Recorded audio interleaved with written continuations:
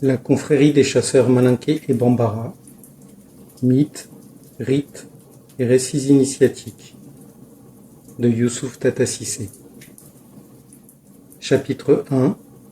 Le mythe de Sanéné et Contron, ou l'origine de la confrérie des chasseurs. Tout chasseur est enfant de Sanéné Contron et frère de tous les autres chasseurs desquels il doit en tout temps et en tout lieu se sentir solidaire.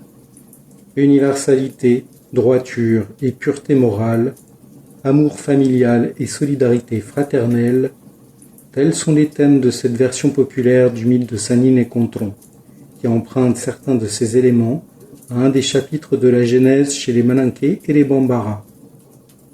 Mais dans la grande initiation, qui retient elle aussi les thèmes ci-dessus, Sanéné et Contron sont néanmoins avant tout le symbole de la victoire de la vie sur la mort, de l'amitié sur la haine, de la prévoyance et de la raison sur le hasard et la violence, et enfin l'expression d'une fidélité et d'une reconnaissance éternelle.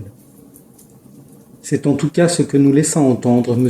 Wakamisoko en nous narrant le mythe d'origine authentique de Sanéné et Contron. Sanéné ni Contron con Jujion Yere Yere, que voici.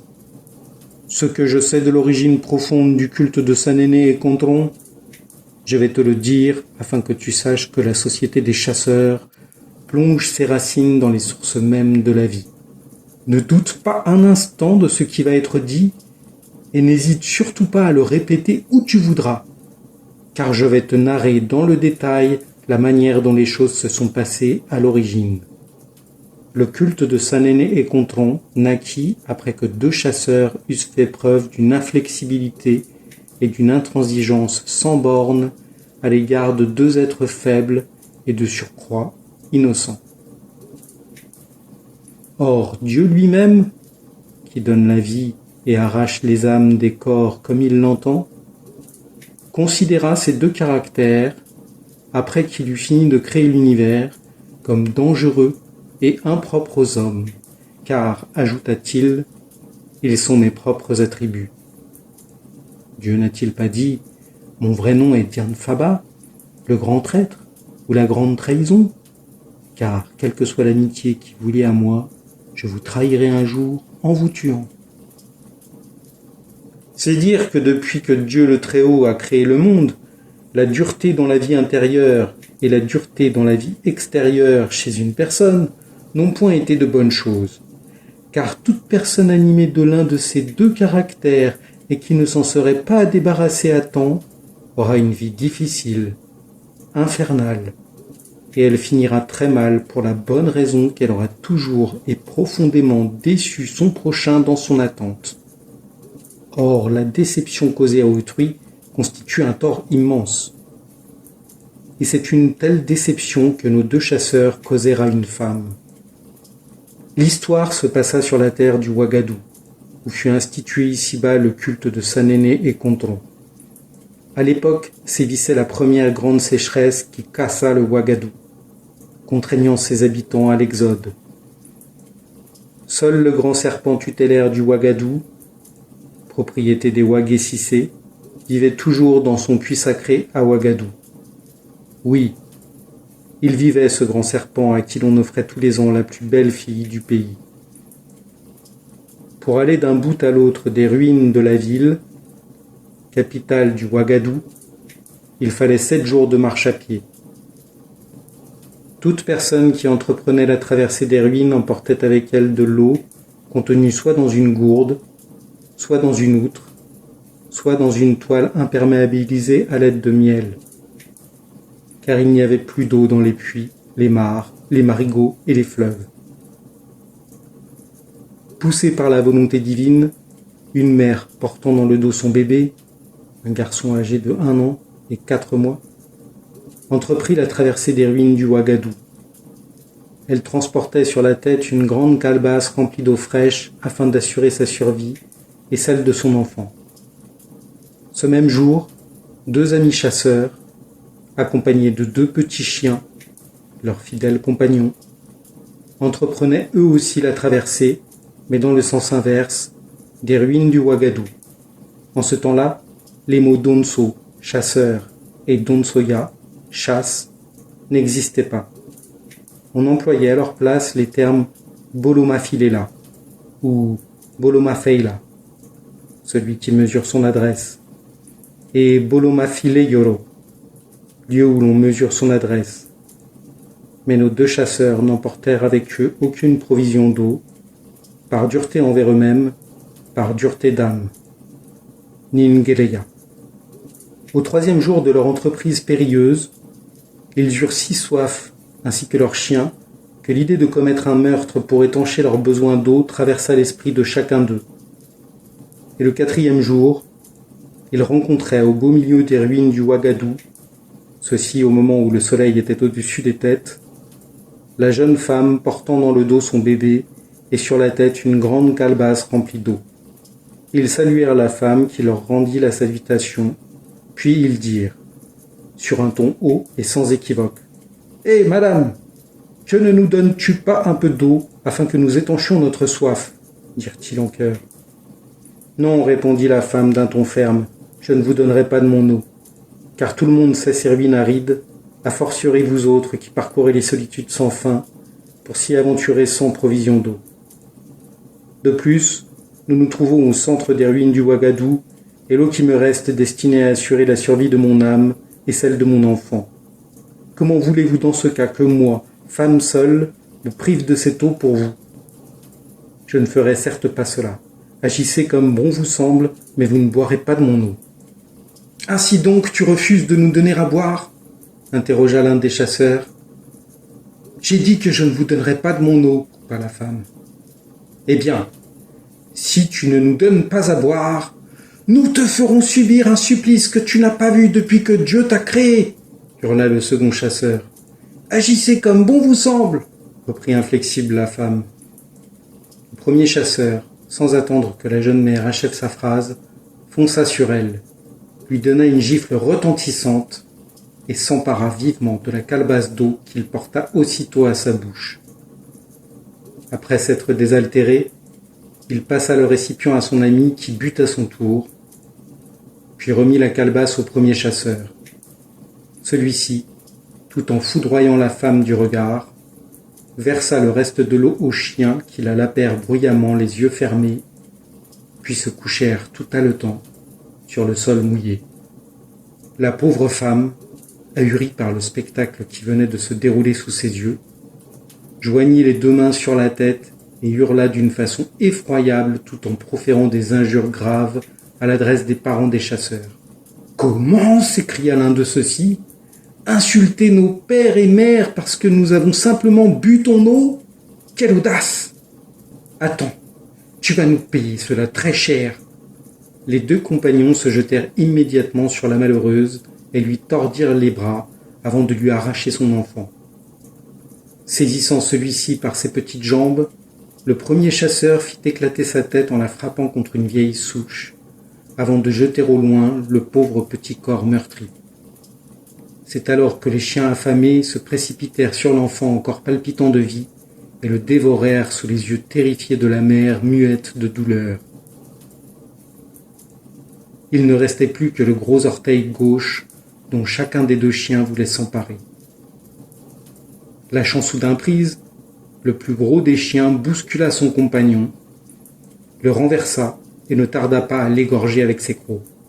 « Si ton chien tue mon chien, je le tuerai » avait auparavant crié l'un des chasseurs à l'adresse de son confrère, qui répondit « Tiens, tuer mon chien parce qu'il aura tué le tien?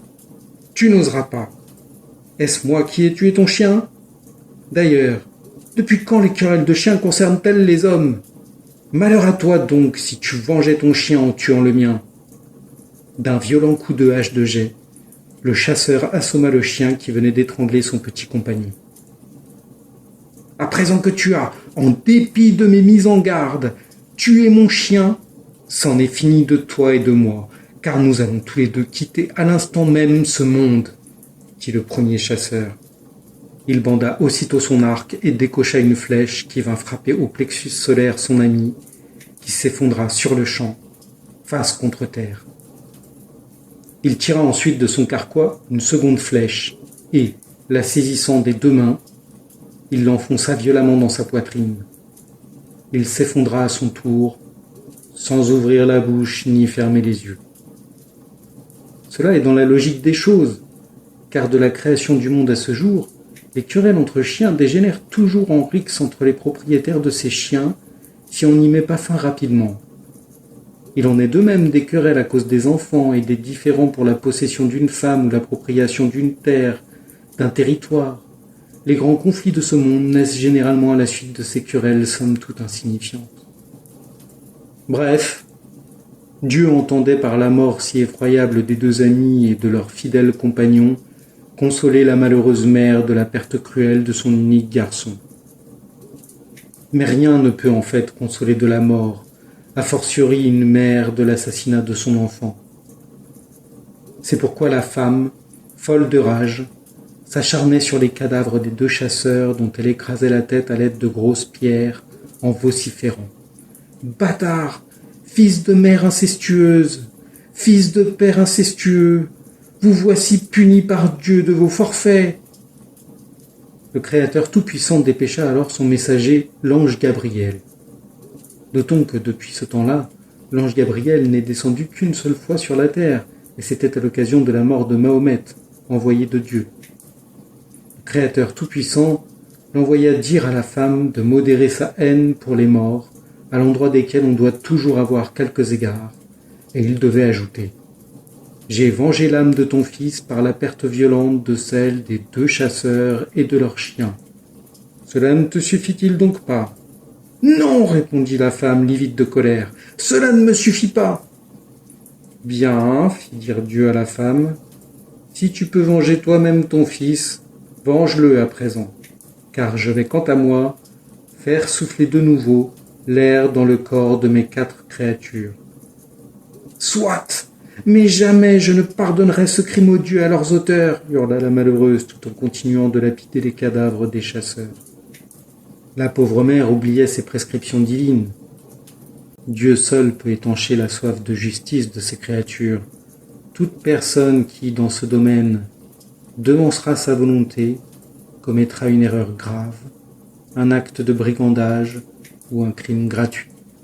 C'est ainsi que Dieu, dans sa magnanimité, ranima les deux amis qui s'assirent et se regardèrent droit dans les yeux, avec autant de surprise que de compassion l'un pour l'autre. Il ranima également les deux chiens, qui s'assirent à leur tour l'un face à l'autre, en disant à travers leur respiration « Doute, doute, doute. C'est donc vrai que le monde est un doute. » C'est depuis ce jour que tout chien qui rentre d'une randonnée en brousse ou d'une simple promenade dans le village sous le soleil va aussitôt se coucher à l'ombre dans le vestibule ou au pied des murs et respirer bruyamment par la bouche. Et à travers cette respiration, il répète les paroles que prononcèrent les chiens des chasseurs du mythe après leur résurrection. Paroles que les gens de cette fin de monde ne comprennent pas, pour la simple raison que se perd le sens des récits mythiques que maints initiés narrent de nos jours à la manière des contes. Si je te dis tout cela, c'est pour que tu saches quel est le fondement véritable du culte de Saint-Néné et Gontran. Bref, en mourant, les deux chasseurs ainsi que leurs chiens avaient chacun émis un morceau d'excrément, et ceci juste au moment où leurs âmes étaient violemment arrachées de leur corps. En constatant ces souillures, le chasseur mort et ressuscité le dernier dit à son compagnon « Ne relève-t-il pas du miracle cet événement que nous venons de vivre ensemble ? S'il en est ainsi, point n'est besoin de conclure entre nous un pacte d'alliance. Ayant goûté à la mort, nous et nos chiens, avant de revenir à la vie, nous serons, nous, chasseurs de partout et de tout temps, ainsi que nos chiens, à jamais unis pour le meilleur comme pour le pire. L'autre chasseur acquiesça de la tête à ces paroles, sorties d'une âme pure. Il alla aussitôt cueillir un bouquet de feuilles vertes qu'il tendit à son confrère, afin que celui-ci se nettoyât. Le premier chasseur rendit la politesse à son compagnon, et il lui dit « Pour sceller à jamais notre alliance, nous allons sans plus tarder mettre ensemble nos 2 excréments et ceux de nos chiens, ainsi que les 2 bouquets de feuilles que voici, et nous les enterrerons au Dangkun, triangle formé par les bifurcations de 3 chemins. Nous marquerons cet endroit à l'aide d'une termitière à chapeau, et lui donnerons le nom de Sa-nene ni Kotoron, goûter à la mort et retourner, sous-entendu à la vie. Enfin, nous commémorerons tous les ans, à la même période, par des sacrifices sanglants, Shoni, cet événement à un Dangkun où nous aurons dressé une termitière à chapeau couronnée de feuilles vertes. Et pour terminer, de ce jour jusqu'à la fin du monde, que tombe la flèche de tout chasseur qui trahira son chien, que tombe la flèche de tout chasseur qui aura du dédain pour son chien et de la répugnance pour ses prises, sous prétexte que le chien aura été maudit à Kitibiri.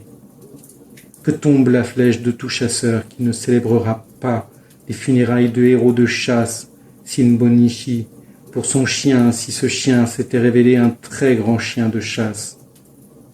C'est ce pacte qui lie encore le chasseur à son chien, et selon la sentence, quelque grand que soit le chasseur, il aura pour fidèle compagnon un petit chien. Telle est l'origine du culte de Sanene et Kontron, instauré par les Boloma Filelai, et dont héritèrent les chasseurs Bambara, Malinké, Kasonké et Djula, qui sont de nos jours connus sous l'appellation Donso Denu, les enfants de chasseurs. Mais quels que soient les noms que ces derniers se donnent dans les ethnies ci-dessus mentionnées, et quelle que soit la nature des rites qu'ils célèbrent, ils terminent toujours leurs réunions et leurs cérémonies en prononçant les mots Saneneni Kontron. S'ils venaient également à invoquer leurs fétiches, ils termineront leurs invocations en prononçant les mots Saneneni Kontron. Mais Saneneni Kontron n'est pas un fétiche ou un objet de quelque nature que ce soit que le chasseur porte dans sa poche, dans sa gibecière ou dans une corne protectrice. Saneneni Kontron n'est pas non plus un cordon à nœud magique que l'on attache à la crosse de son fusil. Saneneni Kontron est le nom d'un culte, et ce sur quoi repose ce culte, et ceci depuis les origines, est le serment qui lie d'une part les chasseurs entre eux, et d'autre part les chasseurs et leurs chiens.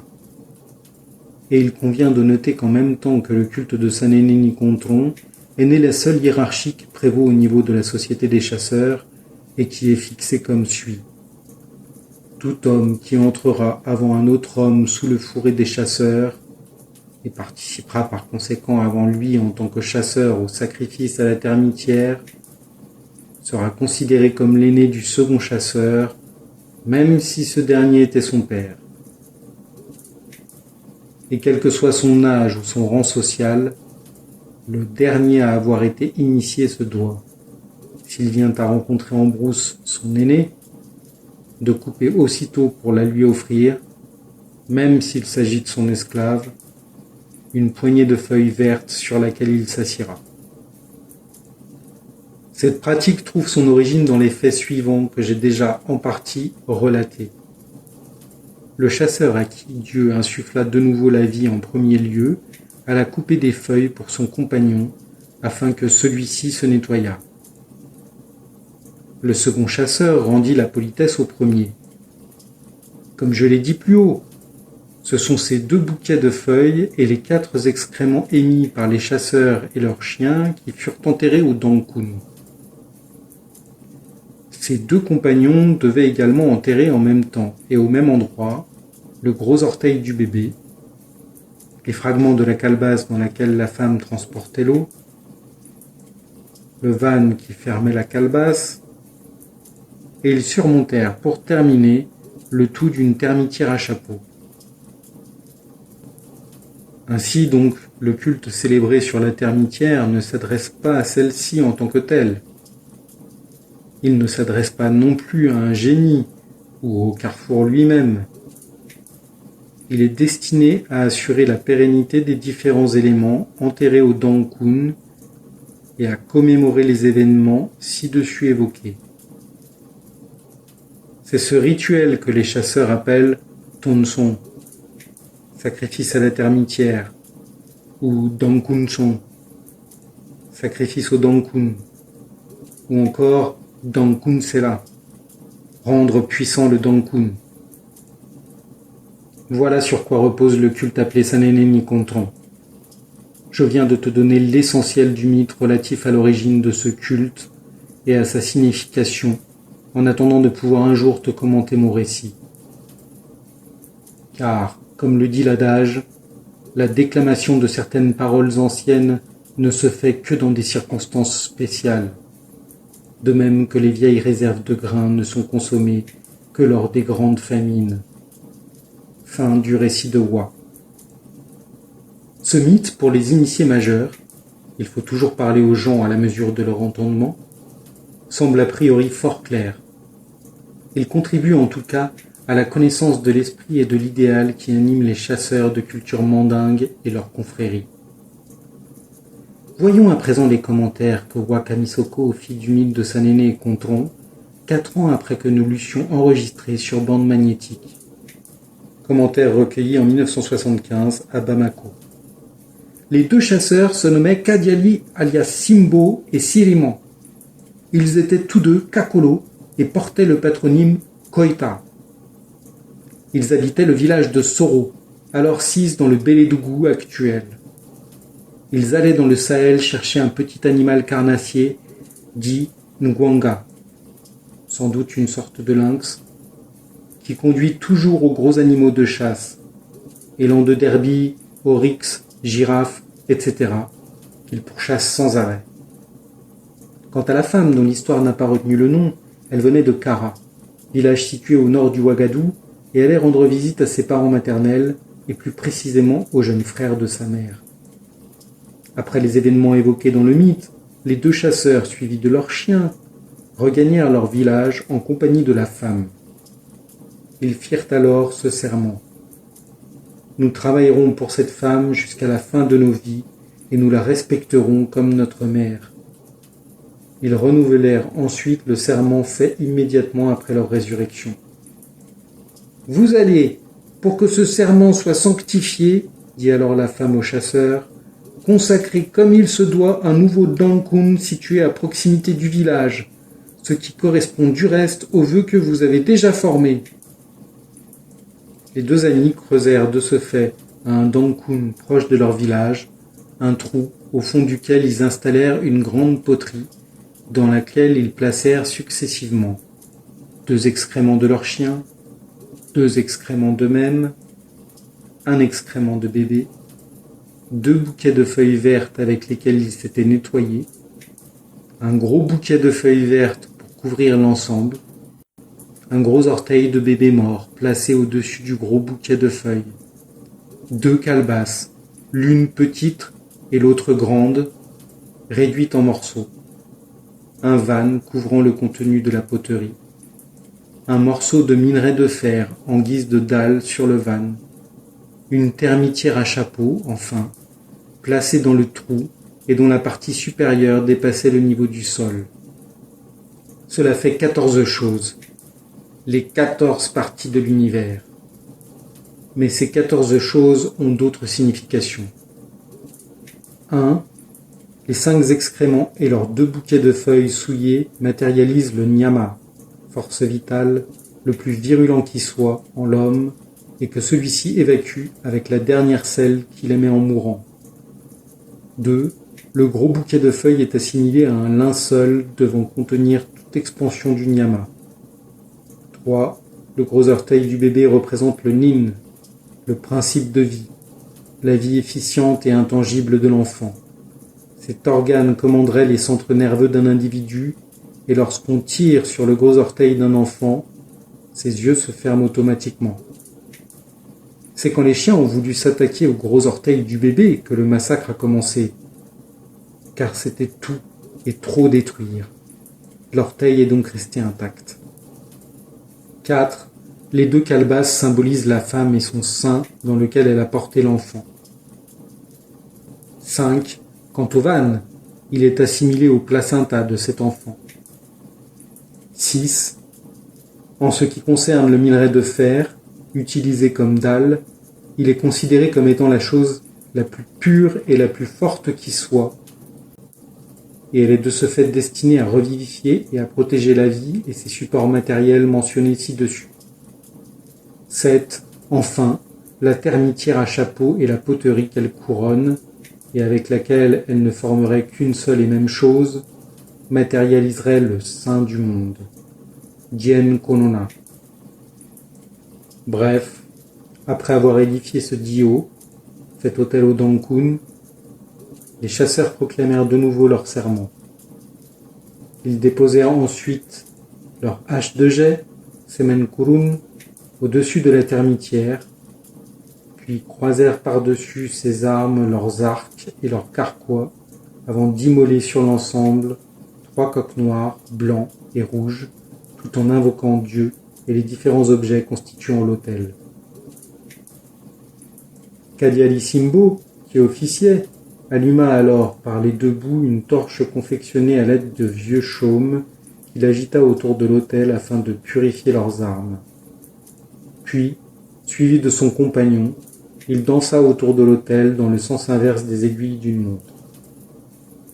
Et pour terminer, il déclara « Tout homme qui n'aimera et ne révérera sa mère ne sera pas notre parent, a fortiori notre ami ou notre compagnon à nous qui venons, par la grâce de Dieu, de sortir, après tant de malheurs, de cette brousse inhospitalière pour rentrer sains et saufs dans notre village. » Cette exigence constituera la loi fondamentale de l'union que nous allons créer et qui s'appellera Donsoton, loi, association de ceux qui sont rentrés au village, après avoir erré et peiné en brousse. C'est ainsi que naquit la confrérie des chasseurs qui, rapidement, s'imposera à la conscience de tous par la rigueur de ses règles et la valeur de sa morale. Bref, à la fin de la cérémonie, la femme, penchée sur le Dankun, faisait le vœu de la chasteté pour le reste de sa vie. C'est depuis lors que chez les chasseurs, seule la mère est nommée et honorée, jamais le père. Nul du reste ne connaît l'époux de la mère mythique des chasseurs qui est, quant à elle, toujours et constamment évoqué en même temps que son fils dans l'expression Donsoden Naba, l'enfant chasseur et sa mère. Ce mythe relatif à l'origine de la confrérie des chasseurs, donc à une activité exclusivement masculine, gravite non seulement autour de la femme, mais de plus fait intervenir de façon privilégiée des témoins de la féminité.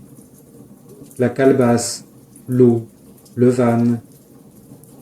Par ailleurs, si la femme, source de fécondité, a été épargnée, tout ce qui en revanche provenait de la fécondité, savoir la vie, a été détruit.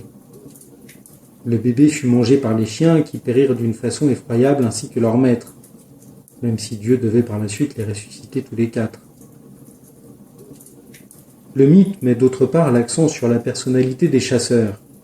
Il faut un caractère dur, intransigeant et sanguinaire pour être un chasseur. En effet, comme le chantent les chantres des chasseurs, arracher à des innocents leur âme n'est pas chose aisée. Il met enfin en valeur le serment des chasseurs, solidarité fraternelle et attachement à leurs chiens, le respect de la mère mythique ou réelle, et l'institution du culte du Dankun, qui apparaît avant tout comme étant un rite de repentir et de purification. Pour terminer, disons que le mythe de Saneneni Kontron se rattache au grand mythe cosmogonique Malinké Bambara.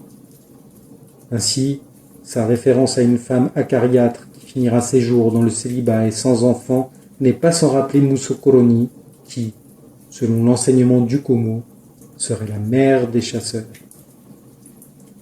Enfin, l'évocation du grand serpent du Ouagadou, sans compter qu'il situe l'événement dans le temps et l'espace, ne renvoie pas moins à l'un des plus vieux et des plus importants mythes de l'Ouest africain, celui du Sabamini Amba, grand serpent lové, encore appelé Dien Lamini Sadian, long serpent qui entoure la terre, Ninkin Nankan, génie serpent, immense patron des eaux et des mines d'or, etc.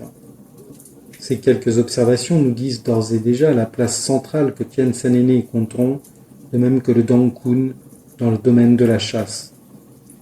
Soulignons également que le rituel d'implantation de l'hôtel de chasse, qui constitue l'épilogue du mythe de Sanene et Contron, est destiné tant à maîtriser le nyama du bébé qu'à célébrer les funérailles et à assurer la résurrection de ce bébé qui accède de ce fait au rang d'ancêtre des chasseurs et de divinité de la chasse, intimement associé au génie patron de la brousse.